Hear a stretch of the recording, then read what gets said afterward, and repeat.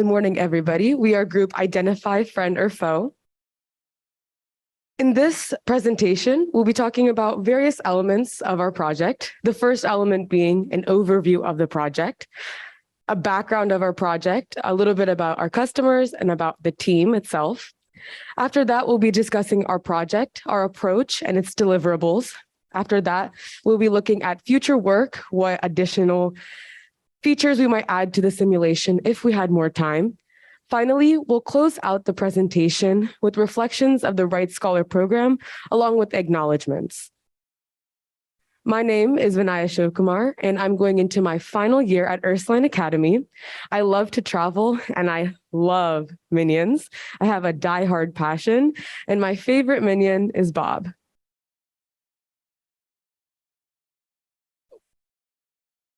My name is Shreeman Nathanuri. I'm a rising senior at Beaver Creek High School, and I like to participate in tennis and robotics. And I adore the Minion Auto. Hello, my name is Samantha Perkel, and I am a rising senior at Oakwood High School. I like to play lacrosse and listen to music, and unfortunately, I do not like minions.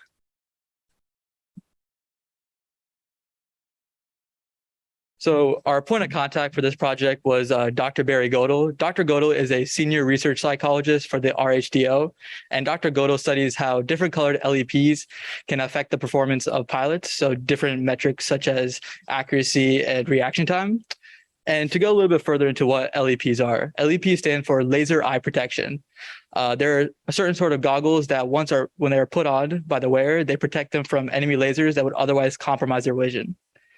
But the thing about LEPs is they have a different color filter on them. So when they are worn, it can affect, let's say if it's a green goggles and there's a button on the dashboard that has green on it, you can't really tell what the button is going to be. So researchers need to be able to tell which types of LEPs inhibit the performance of the pilots.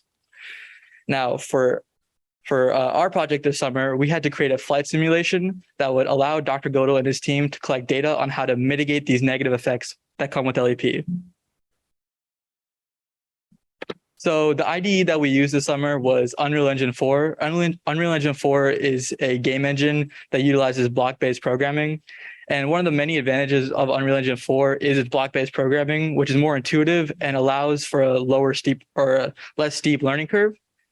As well as that, we also utilize voice recognition. Voice recognition allows us to have a more flexibility without having to rely on just the default key commands. And we use the CMU Sphinx plugin for that. Now, for the hardware side of our project, we use the Oculus VR Rift S2 headset. And the reason why we use this compared to other VR headset is because in the Oculus Rift, there's onboard cameras that detect motion, which make it a lot easier than other ones which use external sensors to track motion. Along with that, we use the Logitech 3D Pro joystick. Both the VR headset and the joystick help us simulate a more accurate virtual reality. So for symbology, so the symbols that are used in the project are consistent with the symbols that are to be expected on aircraft dashboards. So the symbols themselves were actually created by the team using GIMP, a cross-platform image editor tool, and they can be classified in various ways. So for instance, as you can see, different colors can help us tell if it's a friend, foe, or neutral. Different aircraft symbols let us know if it's a fighter, bomber, heavy, or halo. And different vector lengths tell us the speed that the aircraft is going at. For instance, the longer the vector, the faster the speed. So in order to accurately simulate the LEPs in the game, we had to use Unreal Engine 4's post-processing capabilities. So in essence, post-processing is a filter that is placed over the base in-game camera feed.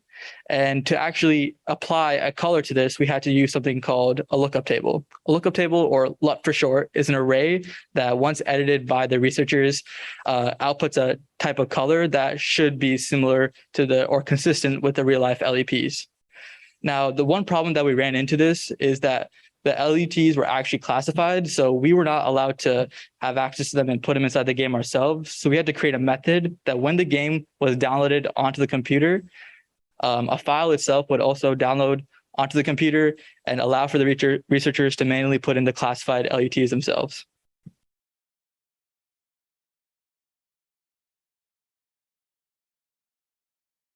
So our project consisted of two tasks, the primary task and the secondary task. The primary task was designed to measure the user's or participants' reaction time or accuracy. The reaction time is the time between when the stimuli pops up on the dashboard, which is embedded into the cockpit. We'll look at that later in the presentation, as well as to when the participant identifies it, either using the key press or with the voice recognition. So saying friend north. So friend or foe, which symbol it is, alongside of where it spawned on the dashboard itself. In the primary task, we had two game modes. We had the pop-in method, and we also had the color change method. The pop-in method was where distractor symbols or symbols that didn't really have any confirmation sequence after that. It was basically, what we would find as additional symbols on the dashboard, like other aircrafts in the vicinity. They would be on the dashboard, and a target symbol, which would be either friend or foe based on the color, would pop in, and the participant would then have to identify it. The color change method is almost the same thing, except those distractor symbols, one of the distractor symbols will change color to be a target symbol. These variables could be manipulated in the options menu. For example, the amount of stimuli that are on the dashboard itself, as well as the color of the target symbol. The secondary task is an infinite map and rings. So this infinite map was created by different walls being randomly generated to give it an infinite appeal. And there were also rings created. So this secondary task would be when participants would fly through the rings while completing the primary task. This was designed to track player participation and accuracy, and was measured with two performance variables: the number of rings that the participant flew through, as well as the number of wall hits, or the amount of times that the participant flew into the wall. So as you can see on the presentation, there is a screenshot of what you would see if you were playing the game. You can see the rings, and the number of rings is also a variable that could be manipulated on the options menu. And this whole simulation is joystick controlled. As we're playing in the virtual reality simulation or in that setting, having it being joystick controlled allowed the participant to be immersed completely into the simulation. So this is the cockpit of our plane in the simulation. We used a C-130J airplane model, and this is something that our client requested, but also because it allows it for a more realistic experience. So on the top right corner of the screen, you can see a baseline model of the airplane that we started with. This allowed us to get an idea of what we wanted and what we didn't. And you can see the progression on the screen. On the bottom left, you can see a cockpit that had its functionalities, but one problem that we encountered was when we were playing it in the virtual reality setting, we realized that it was a little blurry and we wanted to add more. So finally, on the bottom right, you can see our final cockpit, and you can also see our dashboard for the primary identification task. So the task where you can identify either friend or foe on the cockpit itself. So this was implemented using a 3D user interface model. So we were able to attach it to the actual airplane itself, as well as another interface model that we created was a model where it would show text if you were going off course. So we called it the off course widget or text. So this was created in both 2D and 3D formats. So 2D when you're working with the desktop, as well as 3D when you're in the virtual reality setting. Finally, we have data logging. So this allowed for our researchers to conveniently access cleanly stored data. And we did this by taking the data that was taken from the simulation and exported it to an external CSV file. So as you can see on the screen, there is a list, a kind of an example of one participant's data. Some things that were recorded was the participants' data, like their name and the time that they flew through the simulation, as well as the reaction time, the variable taken from the primary task, as well as the number of rings and the wall hit, the performance variables from the secondary task, as well as a score system to see how many times that the participant identified friend or foe correctly. So this is a demonstration of our product. So you can see you're in the main menu and this is being played in VR right now. And then you will go to the settings to change the options. So one of the first options you can change is the amount of rings that will appear in each box. And then you can change if you want your symbols to be color changing or pop in the methods. You can change the ring size to be either easier or harder depending on the size. And you can also enable voice recognition. Then you're able to set the time limit to how long you want the simulation to run for. You can also apply different LEP examples, as you can see the drop down. And then if you want the seed to be randomized or everyone to be playing on the same course, you can change the seed number. And then there is a reaction time for the dashboard. So then if you want to save your options and use them in the future, there's a save option up in the corner. And then you'll be brought back to the main menu and you will start the simulation and you'll be prompted to type in a password. And this will allow everyone will get a different password, and that will allow us to track data. So this is what the simulation looks like. You can see the rings you're supposed to go through and you're in the cockpit. You can also see the dashboard with the changing symbols on it. And then you're also able to change seats. There is the timer and then as well as a ring count for how many rings you go through. And then once the simulation is over, you get a game over screen. You can either return to the main menu or you can exit the game. This is with an LUT applied, and you can see how the simulation looks different in the dashboard, how it affects the symbols and how they look. And then when you turn too much, you'll get a off course screen, and this is showing that. So although we are complete with the project, there are still some features we would want to add. For example, we would want to add more maps and game modes, like an easy, medium, and difficult map. This would allow researchers to collect more data based on different scenarios and determine the effect of colored LEPs with greater precision. We also would think about adding eye tracking, and this would allow researchers to map where your eyes travel based on different events. We also could improve the flying dynamic of the C-130 aircraft to be more realistic, and also improve speech recognition, which has some limitations now on being able to differentiate certain words. Finally, we would want to include some variable diversification and also more options to our menu to give researchers more of a choice in the outcome and how the simulation will run. So this summer, we were able to gain knowledge in many areas. We learned how to work with a client and communicate professionally with them when meeting once a week. We also learned how to use and implement certain hardware like the Oculus and 3D Logitech joystick. We learned and explored a new game engine working with Unreal and learned how to implement user interface and the system behind that. While coding, we ran into some troubles, but we were able to overcome that through debugging and troubleshooting. And then finally, we learned how to collect data through data logging and export information to an external spreadsheets.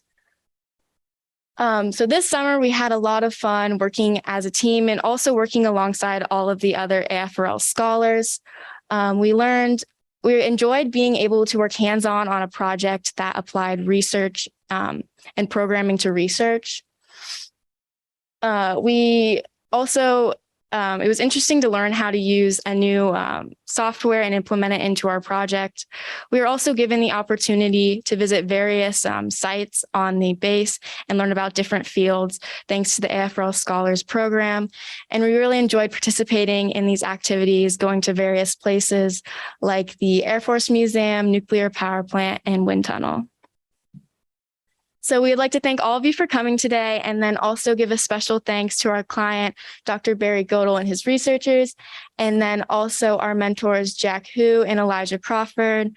Thanks to Dr. Wink Bennett, Lieutenant Kyle Bucklew, and Captain Eric Lawson for running the grill, and also the other grill staff who have helped us with our project. Finally, we would like to thank the Wright Scholars Program and Stephen Hamilton for giving us this opportunity. So now we would like to open the floor to any questions. Okay, thank you. All All right. Good morning, everyone. Thank you all for coming. So today I'll be presenting you our project, which is laser eye protection. And so before we get started, I want to introduce the team a bit here. So I'm Sanjay Shankar. I'm going to be an incoming senior at Centerville High School. And I've gotten the pleasure this summer to work with some incredible individuals. And so I also have Aditya Anand, who's over there. He's also going to be an incoming senior at Centerville High School. And he enjoys black olives on pizza as his favorite topping. I also get to work with Samuel Skinner, who's going to be a freshman at Miami University. And he has eaten a peanut butter and jelly sandwich every single day since January, which I just think is really impressive, honestly. We also have our mentors, Grant and Tim, and big thanks to them for all the help they've given us on this project. And so we will now get started. Okay, so moving on a little bit onto our client, our client and our main port of contact. We've been working mostly with the optical radiation bioeffects branch out at the 711 Human Performance Wing, and our main point of contact has been Leon McClin. Most of what they do tends to revolve around the results of lasers contacting with the human eye and what happens essentially. And more recently, they've taken an interest in developing simulations and other technologies to train people on what will happen to their eyes before they actually, like, they're in some sort of serious environment and it happens and they're completely unprepared. So there are two big things to understand about how lasers actually affect the eye. Okay, let me say this again.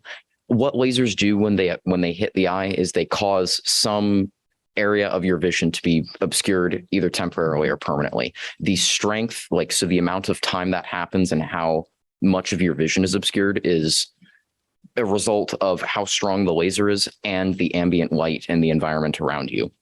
So if you have a strong laser and it's in the middle of the daytime, it might be as you'll see in a moment, as we have a demo video, it could be somewhat distracting, but that same laser at night could be entirely debilitating.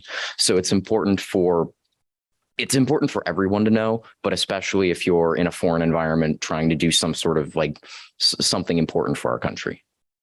So in order to push this home, as it's a little hard to explain because you just kind of need to see it in order to understand it, we have this demo video that shows it pretty well. So this is a laser that's it's stronger than what you'd use if you were playing with your cat or something, but it's enough, as you can see, it's enough to be distracting in the daytime. But at nighttime, this same laser, you would not want to drive, as it's not safe to drive when this much of your vision is being obscured. So you can counter this by using laser eye protection. What laser eye protection does is, if you think back to science class and you remember the whole color spectrum, it takes a chunk of the spectrum like this between these two brackets here, and it essentially dims it down so that you're not really able to see it. What this does, if the laser is within this band, is it means that the laser, it doesn't have any strength after it goes through the glasses. So ideally, it's not able to damage your retina in any way. The result of this, though, because you're losing out on part of the color spectrum, is that it ends up tinting your vision. So, for instance, this orange pair up here, it basically removes most of your light blue and dark blue. It removes your ability to sense those colors. So the entire image appears orange. So, it's important to know, because while there are good benefits, there also are trade-offs. And this is another video that we have to just show the importance of this, as before the laser's coming through, this laser would certainly damage your eyes, but afterwards you can see the glasses are able to block most of it.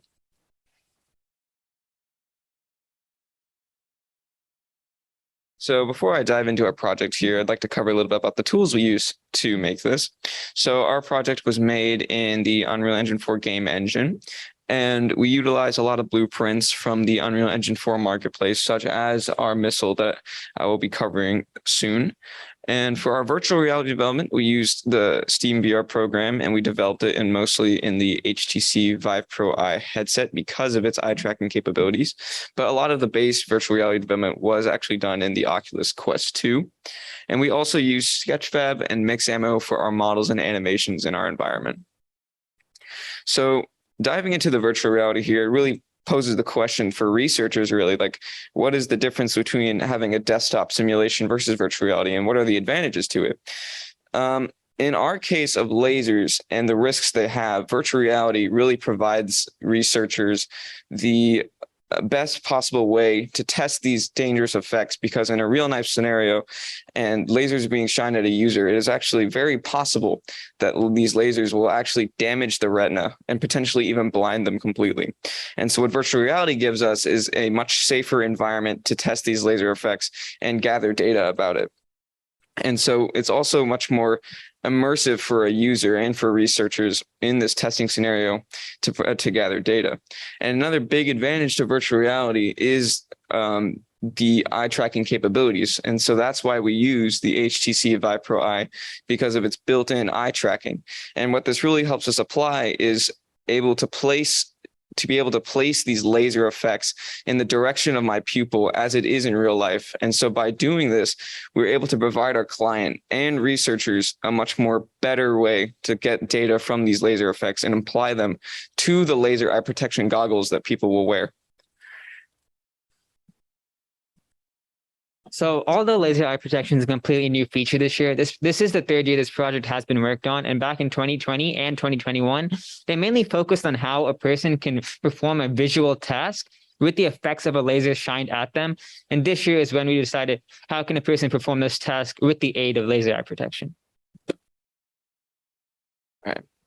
So now diving into a little bit about what we've been tasked to do by our client, we are really just creating a computer simulation to model these lasers and laser effects. But more importantly, in this third year of laser eye protection, the actual goggles people wear to prevent against these effects. And so we're going to take this simulation and provide data outputs for our clients so they can gather research from it. And so the important takeaway to note here is that we're really just trying to provide a flexible environment where our client and any researchers really can test a multitude of different lasers, and more importantly, the types of laser eye protection to prevent against these lasers. And so now when we go into our actual project here and what we've worked on for this whole summer, we have revamped our laser and our laser effects, but most importantly, we've added in the laser eye protection goggles. And so if we look at our pictures here on the top right, you can actually see a picture of our laser and our tank here that actually notably has a laser attached to it. And so now going into our scenario, we have this wire guided anti-tank missile system that we're going to be modeling that the user will use to aim at these tanks. And so these tanks, and so the missile wire guided really just means that during the flight of the missile, the user who will just be sitting right behind it is actually able to steer the missile while it's flying using these wires that are connected back to it. And so by using moving tanks, we basically force the user to have to constantly update their aim and keep it on the tank. And so this gives us the best possible way to test these lasers, because the tank will be firing the laser back at the user while it's moving. So it will be constantly trying to distract the user with these laser effects. And that's how we will gather data from it. And so we're taking this scenario and we're bringing it to a desktop and a virtual reality simulation for our client. So right here, we have a little demonstration video about a simulation. And right now we're just going to the options menu. And as you can see, there's a bunch of variables user can toggle in the options menu. And right now we're just turning off all the laser effects so we can see the actual simulation stuff without the lasers for now. And once we load in, you can see the tow missile itself. And once you load into that tow missile, we have a user pointing the missile at the tank. And as you can see, that missile will always follow the crosshair of the scope. And then just one more time here.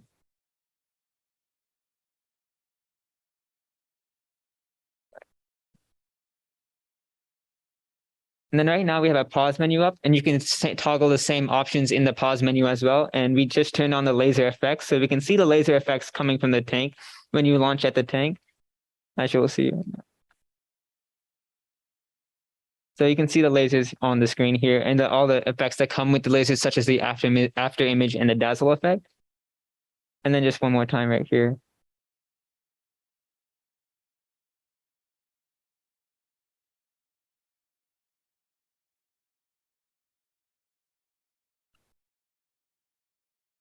And then now we'll go back into the pause menu and then add the laser eye protection itself to show how the effects will be dimmed down with the laser eye protection. And since we had a red laser, we add blue eye protection to counter the laser's color.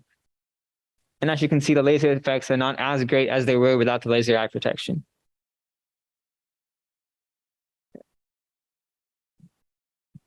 So going a little into the back end of the project, we are exporting all those variables we saw in the options menu, such as the time of day, the laser color, the laser eye protection, and even various distances that measure the aiming of the user and how that's affected by those lasers.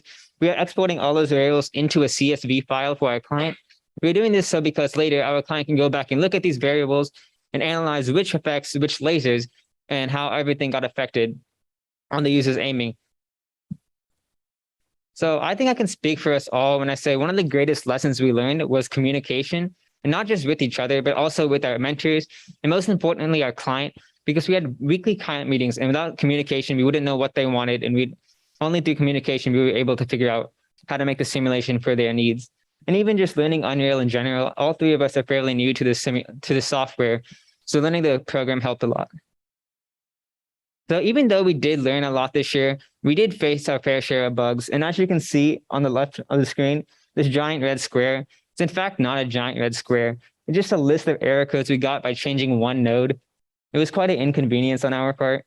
And then up here, you can see at one point, all the lasers decided to point their lasers at one specific point, forming a giant pyramid. Personally, I think they decided to join a cult, and I'm very offended that they didn't invite me to the cult. And as you can see here, at one point, for no apparent reason, tanks decided they wanted to start flying. I don't blame them. I think they thought they were planes. And personally, I think planes are cooler than tanks. And down here, you can see none of the animations on our characters worked at one point. I think they decided they just want to be special. Right. Moving on, some future developments we see is incorporating those lasers and the laser eye protection into a flight simulation. So a pilot who can go into the simulation and see the effects of a laser before seeing that in real life, which could be detrimental. And then also even incorporating a multiplayer option where you'll have a second player on a second monitor who can manually control the tanks and the lasers to add a second level of realism to the project instead of those tanks and lasers becoming from a set point. And even incorporating other tasks other than just the tow missile, maybe some other types of missiles or like driving simulation. And before we conclude, I'd like to give a special thanks to our grill staff, our client, Leon Micklin, Dr. Winston Bennett, and our Right Scholar Program Director, Steve Hamilton. That concludes our briefing. Are there any questions? Hi, we are the Flight Pass team, and this is our project. I'm Lorelei Hauser. I am a rising junior at Legacy Christian Academy. I'm a Legacy intern, and a fun fact about me is I have an unhealthy obsession with Taylor Swift. I'm Tyler Simpson. I'm a rising senior at Alter High School. I am also a Wright Scholar, and I run cross country and track. Hi, my name is Austin Choi. I'm a rising senior at Oakwood High School. I'm also a Wright Scholar, and I have two dogs named Ernie and Bert. Hi, my name is Dorian Lawrence. I'm a rising junior at Stivers, and I'm a Legacy intern, and I love playing basketball and tennis. Our mentors for this project were Alex, John, and Quentin, and our customers were Master Sergeant Shannon Van Rukel and Master Sergeant Daniel Taylor. Today, we will be going over the background of our project, the software and hardware that we used, as well as showing you our demo, and then going over our future research and some future developments. The background of our customer is from the 365th Training Squadron. They train aircraft maintainers. One of the things they train these maintainers to do is extinguish aircraft engine fires using an extinguisher called the Halon. The Halon is a 150-pound fire extinguisher that works by chemically removing oxygen from the vicinity of a fire. This causes it to be very dangerous for personnel that use it, as well as for the environment. So we created a virtual reality and mixed reality simulation. Some benefits of this are it saves time, money, and resources, as well as being a lot safer.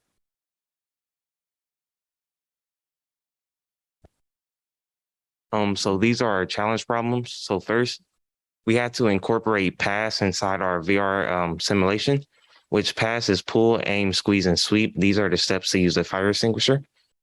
We had to create a virtual model of the fire extinguisher in game. We had to create a scoring system to see how proficient you were at the simulation. And we also had to implement 2 different ways to use the simulation for easier access.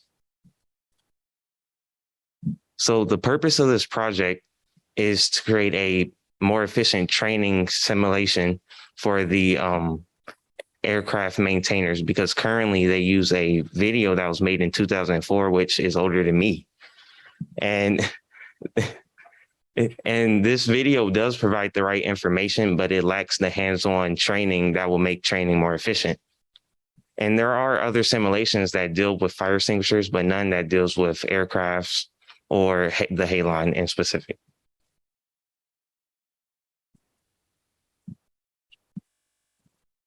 On the software side of things, we use 3 main programs. Firstly, we use Unreal Engine 4 as our main game engine.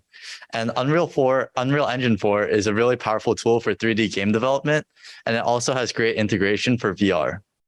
Next, the program we used is Steam VR, which actually takes the hardware inputs from the Vive controllers, Vive trackers, and the Vive headset itself, and allows us to use it in Unreal Engine 4. Finally, we use Blender to edit 3D models. For example, we took our fire extinguisher model and chopped it up into 3 different parts: the body, hose, and hose end, so that it was much easier to program in Unreal Engine 4. The menu system in our simulator is pretty straightforward. First, you'll be prompted to choose between the fire extinguisher or the Vive controllers. Once you've made your selection, you'll be spawned into the corresponding main menu, where you can select a tutorial if it's your first time playing, or the actual game if you already know how to use the controller. If you do choose the tutorial, you'll be spawned into the tutorial map, and then you'll learn how to use your controller and the actual fire extinguisher. So after completing the tutorial, you'll finally end up in the game.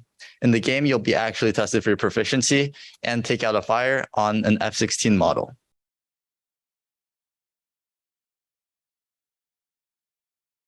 These are the particles that we use in our game. There's the foam and the fire and the smoke. They're created using collision boxes and spheres. There's a collision sphere inside the fire and a collision box inside of this foam. When they collide, life points are taken away from the fire and it begins to shrink. This incorporates sweep from the acronym PASS, which stands for pull, aim, squeeze, and sweep. All right, now for the hardware side of things. So as Laura mentioned earlier, we have 2 different versions of the simulation, one which incorporates pure virtual reality, and this is used with the 2 Vive controllers, which, much like any other Xbox controller, they send inputs to the simulation, as well as they have the technology to track both the position and orientation data and send that to the simulation so that it tracks and creates the virtual reality experience. Now, for the mixed reality, we have this fire extinguisher mock-up that we created, and this uses Vive trackers, which use a similar technology to the Vive controllers. They also track the position and orientation data and send that to the simulation. But they have the added benefit of having pogo pins on the back, which basically are electronic inputs where you can wire up your own custom inputs. And we actually did this. We have 3 of them on here. So we have basically 3 different buttons, the first of which is mounted here on the side, and it allows for the extinguisher to detect when the pin is pulled, the button is released, and it sends that information onto the simulation. Now, the second is underneath the handle so that when you squeeze the lever, it sends that information as well to the simulation. And then the final button is on the end of the hose. And we've determined that this was the best method for using forward movement within the simulation. Basically, when you're looking at an object and you want to move closer to it, you can press the button and it will simply move in that direction that you're facing. And then, as you can see, like, we have this all set up, and the white parts are actually 3D printed. So 3D printing allowed us to create a quick, rapid prototype so that we could get to testing and creating the actual virtual reality simulation. And so on this fire extinguisher, we have 4 different parts, 2 of them of which are on the main body, which help to mount the 2 sensors for the lever and the pin pole. And then the second 2 of which actually mount the Vive trackers themselves. So this one on the side mounts the main Vive tracker, which actually has the correct spacing so that we could wire up everything. It has space for those wires to go around the extinguisher. And then the second of which mounts both the second Vive tracker to track the end of the hose. And this is used to determine where the foam will spray out. And it also mounts the third button, which, like I said before, is used for movement within the simulation. So, come on. Here's a demonstration of us actually going through the process. First, you'll be spawned to tutorial. I chose the fire extinguisher in this case, and I'll be spawned into the main menu for the fire extinguisher. There's instructions, and I'll enter the tutorial now. Since I already know what I'm doing, I'll skip through the directions. But as you can see, when I'm undergoing the pass process, pulling the pin, aiming, squeezing, and sweeping, and as you can see, the foam is coming out and the fire shrinks. Once I'm done with the tutorial, I'll have to first reinsert the pin for logistical reasons. But afterwards, I'll again go through the pass technique, go up to the F-16 plane model, and put out the fire. Speed it up for presentation purposes, but yeah.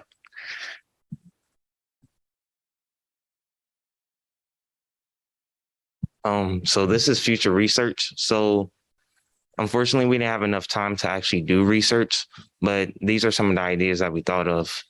So if we were to conduct a full research experiment, we had 2 different methods. So one method would be to compare and contrast the video to our VR simulation. So we would gather a group of people, have them watch the video, and then have them play our simulation and just ask them simple questions like which one they prefer, which one made them feel more ready to use the extinguisher. The second method would be to gather a group of people, have half of them watch the video and have the other half play our simulation, and just have them do a test to see just the difference in their performance. So these are our future developments. So unfortunately, we couldn't get our hands on an actual halide extinguisher.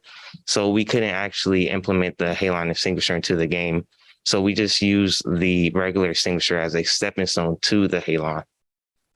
Also, we would like to have a more interactive tutorial instead of just putting out the fire, like adding different scenarios.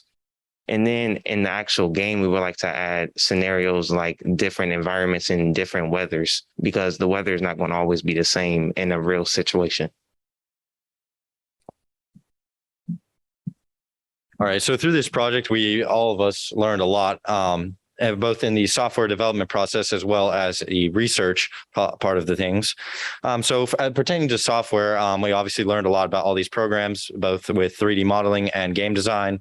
But as a couple of the other groups mentioned, we learned that communication was the biggest part of creating any successful project, both communicating with our customer and making sure that we were implementing their vision correctly as they wanted and with all the features that they wanted, as well as communicating just together as a team to make sure that we were all working towards the same goal and that we all were implementing our unique skills and assets to the team and creating one final product that we could deliver.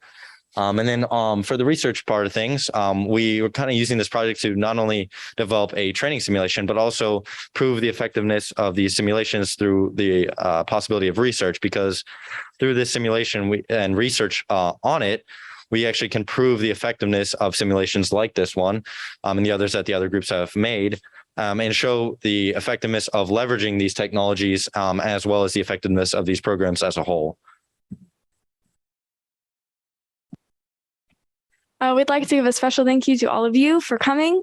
We'd also like to give a thank you to the grill staff, including Captain Eric Lawson, Lieutenant Kyle Bucklew, Alex Hooper, Jonathan Reynolds, and Quentin Oliver. And then a special thank you to our customers at Shepherd Air Force Base, Master Sergeant Van Rukel and Master Sergeant Taylor. And then a thank you to Dr. Winston Wink Bennett and Mr. Stephen Hamilton. If anyone has any burning questions, please feel to fire away.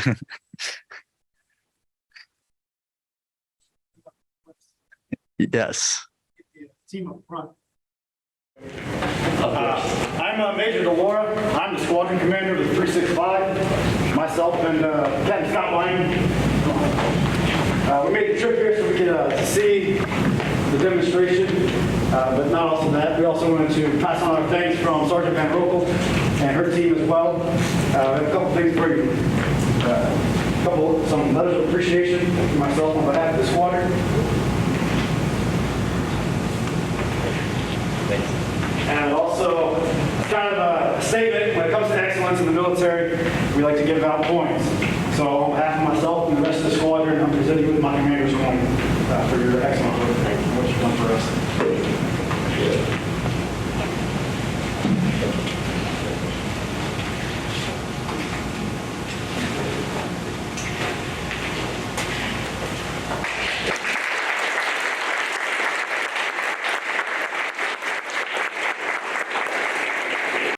All right. Today, we'd like to present to you the Mixed Reality Environment Advanced Threat Simulator, or MEATS project. So a quick outline on what we'll be presenting today. We'll start with a quick introduction of ourselves and then some background on Calamityville, our clients, and the goals of this project. Then we'll get into some of the project details, the tools and hardware used, the virtual environment and the widgets in the project. We'll show off a quick demo video, then go into then we'll go into our deliverables, then some of the future work that could be done on the project, and then the lessons we learned while working. So to introduce myself, my name is Casey Cross. This fall, I will be a freshman at Miami University studying computer science. My name is Teja Kella, and I'll be a senior at New Albany High School, and I'm planning on going into mechanical engineering. My name is Tyler Jobe. I will be a freshman at the University of Cincinnati, and I'll be majoring in mechanical engineering. Our mentor for this project was Tyler Froch, which, yes, was not confusing in the slightest. Our intern was Alex Hooper, and our clients were Ted Harmer and Dave Malik. So our project was based off this place in Fairborn called Calamityville. It's owned by Wright State University, and its purpose is to test, train, and do research with military and first responders using LVCs, or live virtual constructive environments. Now, what is an LVC, you ask? LVCs are virtual environments that allow the user to experience real-life scenarios. This is often done through realistic VR simulations and technology integration. This allows the user to feel like they're accomplishing real-world tasks while they're actually in a virtual simulation. LVCs are used instead of real-world scenarios because oftentimes real-world scenarios can be dangerous, time-consuming, and very, very expensive. Especially when it comes to the Air Force, renting a fighter jet can cost up to $50,000 per flight hour and can be dangerous if something goes wrong. And this is why many organizations are switching to LVCs. So the goal of this project. The goal of this project was to create an LVC for Calamityville, specifically using an RPG. Ted Harmer and Dave Malik wanted us to replace RPG training, which can be dangerous and very cost effective, or not cost efficient, because it costs $300 per shot of the RPG. So our goal was to take this live RPG and put it in the virtual world. And the best way we found out how to do this was to use Vive trackers, which take position and orientation data, put it through Steam VR, and send it to Unreal Engine. Fortunately for us, we got this goal done in the first week, so we decided to add some more things onto the project. We decided to add on some DIS data, which allows us to have a multiplayer interactive simulation. We decided to enhance the map of Calamityville. We decided to add targets for the player to shoot at. And we decided to add an RPG, which allows us to not use the Vive tracker in case the Vive trackers cannot be used. So in order to meet these requirements, we used three main tools. The first tool being Unreal Engine 4, which is a game designing platform. We used Blueprints, which is block-based coding, as well as their environment designing feature, which allowed us to create a one-to-one replica of Calamityville, as you can see in the bottom right. And we also use Steam VR, which was used to manage all of our trackers and our hardware, such as our headsets and our controllers. And we also use the Grill Disk plugin, which is an in-house built plugin developed by a couple of engineers here. And and is currently available on the Epic Games Marketplace. And the main purpose of it was so that Unreal Engine can send and receive disk data. And this will be talked about in a little bit. But the main purpose of disk, and this has become more used in the gaming and simulation industries because of its wide uses. So what is DIS? So DIS stands for Distributed Interactive Simulation, and basically it's just a network protocol, so a set of rules. It is dictated by IEEE, which is the tech organization, and it just dictates how packets of data should be sent. So how does this work? So this works by one computer sending data up to the network, and then other computers receiving this data and then retrieving it off the network. So we're using it in our game to create a multiplayer interactive game where other simulations can join the current simulation so that it's multiplayer.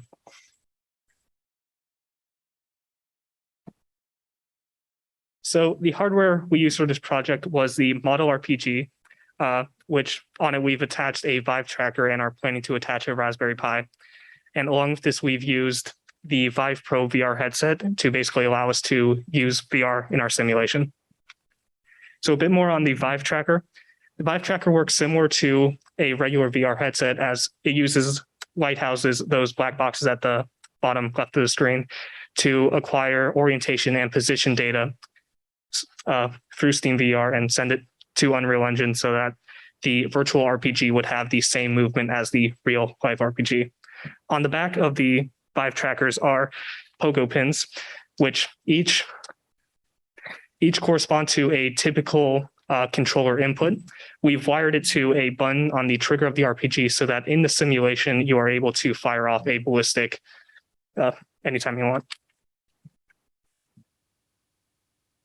So utilizing Vive trackers to get orientation and position data in Unreal Engine was part one of our project. Part two was using a Raspberry Pi to create a standalone game where any hardware is not required. This includes the Vive headset, the Vive trackers, and as well as the lighthouses that Casey talked about earlier.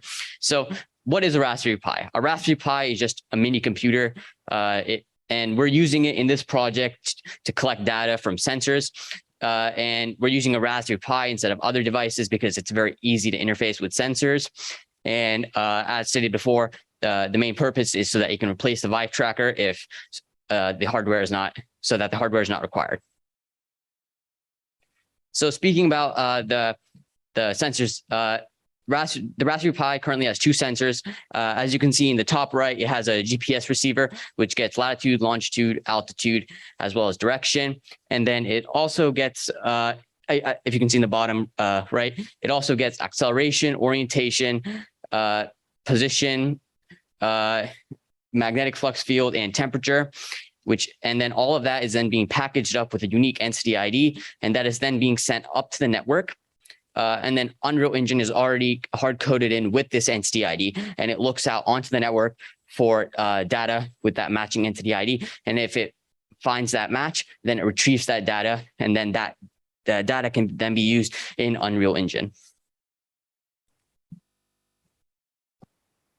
So as stated before, the environment of the simulation is a one-to-one recreation of Calamityville.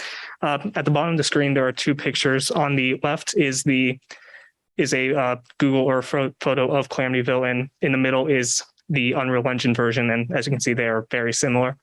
Along with this, in the environment, we've added target vehicles like a helicopter and multiple trucks for the user to have something to shoot at with the RPG.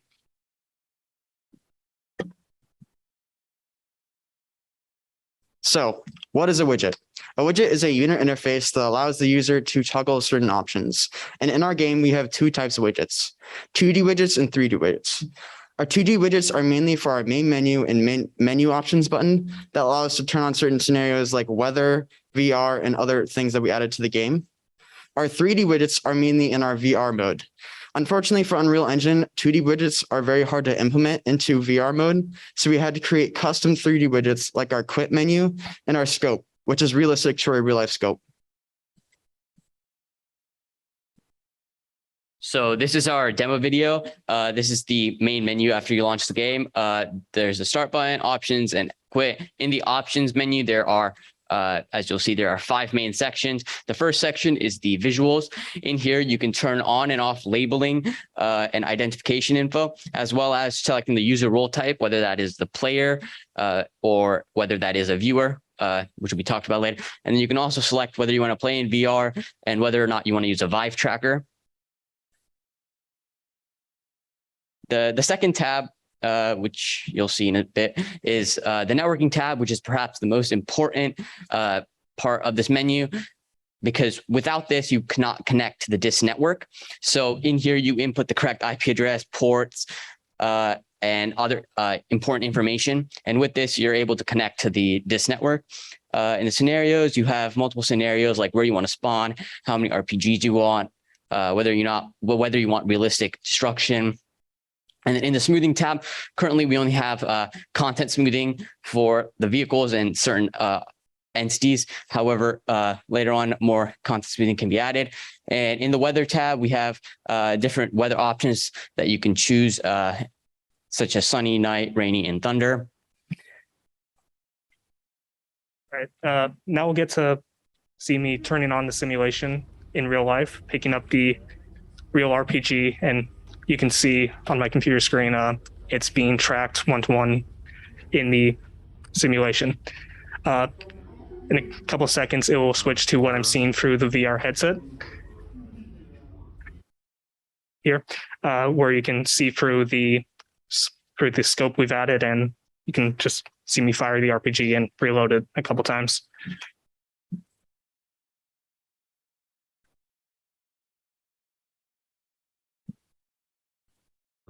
So this is my perspective now. So currently I am changing from a player to a viewer. A viewer is basically just a ghost viewer, so they can fly around, observe what's happening in the map.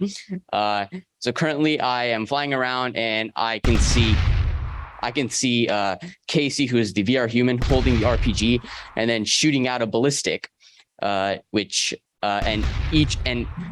I launched the game, I selected labels to be on. So as you saw earlier, each entity has its own label. So humans, RPGs, missiles, trucks, targets, and in the future, other entities can also have IDs.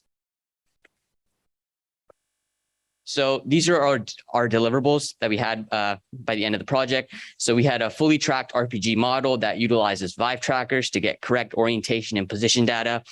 And then we also have a Raspberry Pi that can be used in the standalone game where no hardware is required. We also have a one-to-one replica of the Calamityville's virtual environment that is accurate and very detailed. And we also have widgets such as connecting to the DIS network, toggling VR, toggle vehicles, and many other scenarios such as weather and start location. And finally, we have this integration, which allows for data such as location, orientation, acceleration, velocity, appearance to all be sent up to the network and then retrieved from other computers. So if we had more time over the summer to work on this project, we would have tried to implement streaming to mobile devices, kind of having a portal to the virtual world in your pocket. We would have tried to further optimize and possibly implement more targets. Right now, we only have 4, the helicopter and 3 trucks. We would try to further improve the virtual Calamityville environment to kind of make it more closer to the real world place. And we would try to further integrate real world entities such as a different real world model. So some lessons we learned over the summer, I myself learned to kind of not get hung up on minor details. The first week I worked on this project, if you look at the picture on the right, I placed 650 individual fences around Calamityville. And if we wanted to get this done on time, I really would have had to dial that back. I also learned to find enjoyment in the tasks assigned to me. Over the summer, sometimes I would get stressed, and a great way to relieve that stress was to pick up an RPG point at something and watch it explode. I also learned a lot of things during this project. I learned to work with mentors and ask questions because you can't really learn anything without asking questions. I learned to use online resources. So because DIS is a network standard, it has a lot of documentation online, and most of them are 700-page PDFs. So I had to comb through most of those and find what I was looking for. And also to use debugging tools. I use debugging tools such as Wireshark to oftentimes find my problem and also the solution to how to fix them. So that's what I learned. Some of the things I learned during this project was to not be afraid to ask questions. Coming into this project, I had no experience with programming, and it was important to ask my mentors and fellow classmates just how to do things because I had no clue. I learned that better communication makes a better product. Especially when you have multiple people working on the same product, it's important that each person knows what each other needs to do and what needs to get done as a whole. I also learned that testing should be done throughout. Especially with programming, bugs and problems occur literally all the time, so it's important to test as much as possible.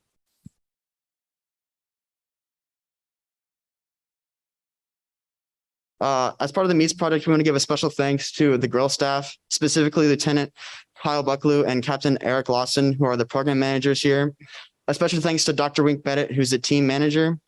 A special thanks to Ted Harmer and Dave Malik, who are our clients. And a special thanks to Mr. Steve Hamilton, who organized the Wright Scholars Program this year. That'll be the end of the presentation. Are there any questions? Good morning. Thank you all for coming. Our project for this summer is called Teams in Danger. So just to overview what we're going to be talking about today, we're going to start by introducing our team, and then we're going to get into the project background and the project development. Then we're going to discuss the roles in our game. And then lastly, we're going to end with the conclusion. So hi, I'm Rohani Patel. I'm a rising senior at Centerville High School. I intend to go into information systems and business. I like tennis and piano, and my favorite Jason Statham movie is Romeo and Juliet.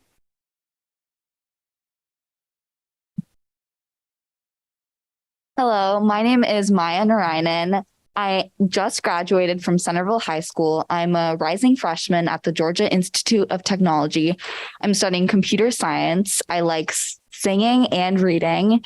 And my favorite Jason Statham movie is Fast and Furious 7. I'm Rebecca Mobley. I just graduated from the Dayton Regional STEM School, and I'll be attending Ohio State University in the fall, majoring in computer science. I like to listen to music, but I do not like Taylor Swift. And my favorite Jason Statham movie is The Italian Job. Hi, I'm Mansi Singh. I'm a rising senior at Centerville High School.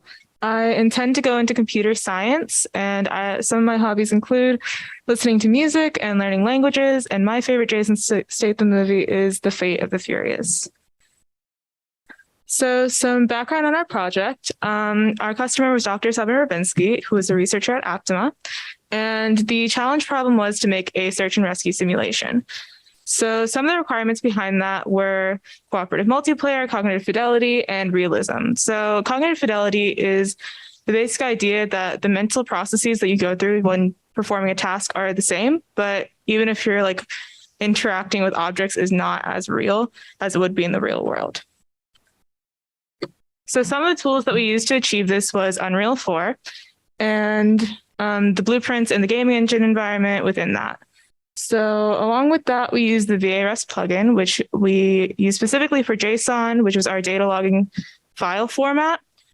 And then we also use the GitLab, which we use to kind of organize our project and kind of manage who does what and figure out how we're going to progress and make this project better.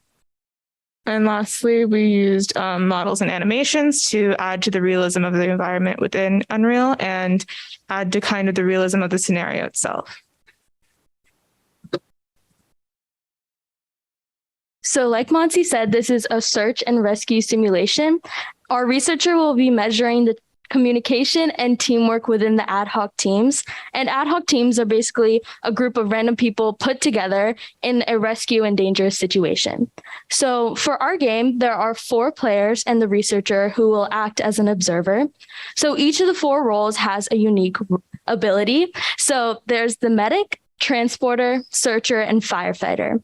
And for our dangerous situation, we decided to use a building collapse. So to set the scene, you and your 3 other teammates are standing in front of a hospital that is collapsing before your eyes. Your goal is to save as many people as possible using your unique roles. So you can either fight fires, search for victims, assess victims, or get people out of the building or into safe places. And all this will be done under strict time conditions. So for our building, we decided to use a hospital because there's a variety of situations that can happen there. We started off by importing a science laboratory because that was the closest we can find to a hospital. And then we changed the flooring, the walls, and added hospital assets to make it look like an actual hospital. And this video is taken in the viewpoint of the observer, who will be the researcher. So that's why you're kind of going through fires and going through the walls. So since our simulation is going to be used for research purposes, we wanted to make sure that the researchers had like an apt amount of things to toggle and use to have multiple different scenarios that they could put their participants through. So we added a level options menu. Some of the things that they could change was game time, how many victims there are, the different types of victims, and hazards and different types of hazards as well. The basic idea behind this was to hopefully add the amount of variables that this scenario or simulation could be used in multiple different ways, and it would cut down on how many different types of things you'd have to make for it to work. So for the hazards, we have 3 different types of hazards. We have fire, debris, and electrical hazards. And the basic idea behind this was to kind of impede the player's progress, have those time constrictions actually feel like a lot of pressures on you because you got to get a lot of things done. And it kind of promotes teamwork. So like, for example, if you're the searcher and you see a fire in front of you, you can't go past that fire. You have to wait for the firefighter to come, take out the fire, and then you can go forward. So it kind of forces the team members to communicate more, and it brings them together and work harder as like a group instead of going off in their own ways individually. We also have victims. So in the event of a building collapse, there's obviously going to be people inside the building. So to simulate this, we had 7 different types of victims. They ranged from uninjured to dead, along with 5 different severities in between for injury. And that was just to add a more realistic aspect. Obviously, you're not going to see the same type of person in every situation or scenario, so you kind of wanted to add some variety. To further make it like more realistic, we added those animations and models that we talked about in the beginning to kind of see different types of people, different types of animations that would go along with different injuries. And it would just kind of add to the realistic and immersive aspect to our simulation.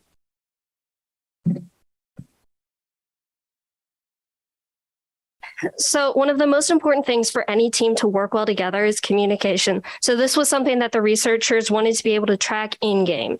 After a little bit of, discussion and brainstormings, we eventually decided that beacons would be the best way to implement this. So there are 5 different types of beacons with 5 different colors that each mean different things. So a green beacon means there's a victim. A blue beacon means there's an electrical hazard. A white beacon means there's debris. Red is for fire. And then pink is a request for a triage station, which is how the victims will actually get rescued. So these beacons can be seen both on the minimap, which is in the upper left-hand corner of the player's screen, as well as through the walls of the hospital. And every single role, except for the observer, can place all 5 types of beacons.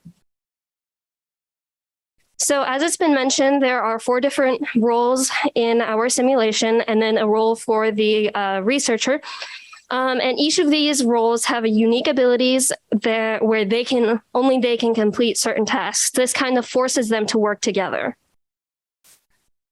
So the first role is the searcher. The searcher's main job is to find any victims, particularly ones that are kind of hidden and not in plain view, as the searcher has an alert to show them if there's a victim nearby.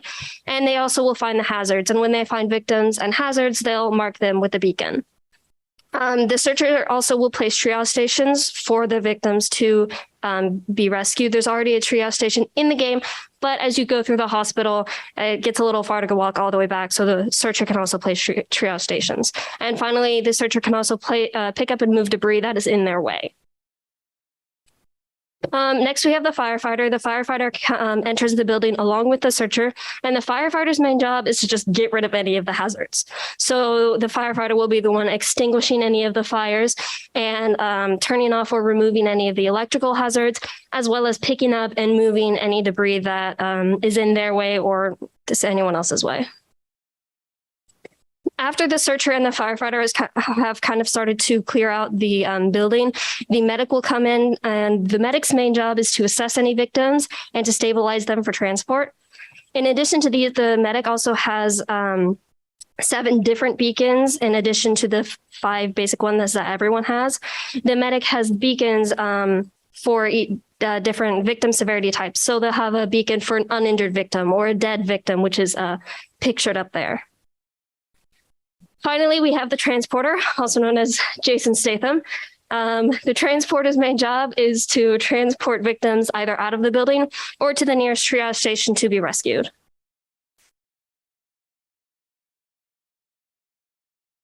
Lastly, we have the role of the observer. The idea is that the observer ends up being the researcher. They have no limits. They are able to fly in and out of the building and view the actions as they happen in the game.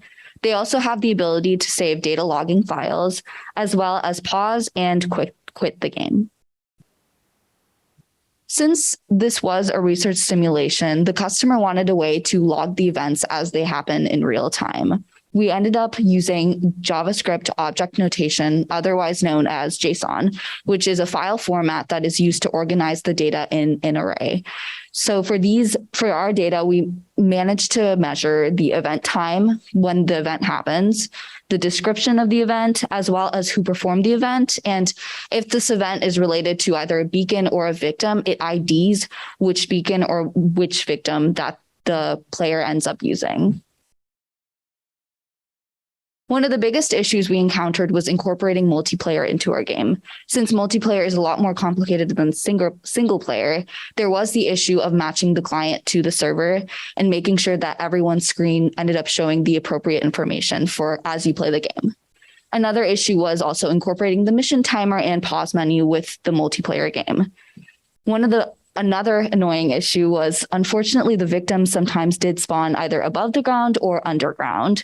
Luckily, we did fix this problem as of Monday. One of the biggest things we learned was gaining familiarity with Unreal Engine 4, as well as using multiplayer in our games. We gained a lot more familiarity with using virtual environment, as well as being able to communicate all of our deadlines and work together as a team to get what we needed to get done. While we were compressed for time in our 8 weeks, we did accomplish a lot. However, if we were able to put in more work to it, one of the biggest things we're hoping is to give the searcher a dog, just because A, the dog is adorable, and B, it is very realistic and helpful in hazardous environments. Another potential piece of work we're hoping to accomplish would be gaining more realism and sophistication into our game. So that would be making our actual player roles look like the players that they portray. Right now, they're depicted as colored robots, but we're hoping maybe making like the firefighter look more like the firefighter, or the transporter looking more like Jason Statham. Another thing we're hoping to accomplish is gaining sound or adding sound, because this will help induce an adrenaline when you're playing the game. First, we would like to thank our mentors, John DeMunch, Sean Turk, and Galen Seek, as well as the rest of the Grill staff. We would also like to thank our customer, Dr. Summer Rubinsky, as well as the program manager of the Grill, Captain Eric Lawson, and First Lieutenant Kyle Bucklew, as well as Dr. Wink Bennett, our product line lead, and for giving us this opportunity, Stephen Hamilton. And lastly, for inspiring us with all his awesomeness, Jason Statham. Does anyone have any questions? Thank you for having us.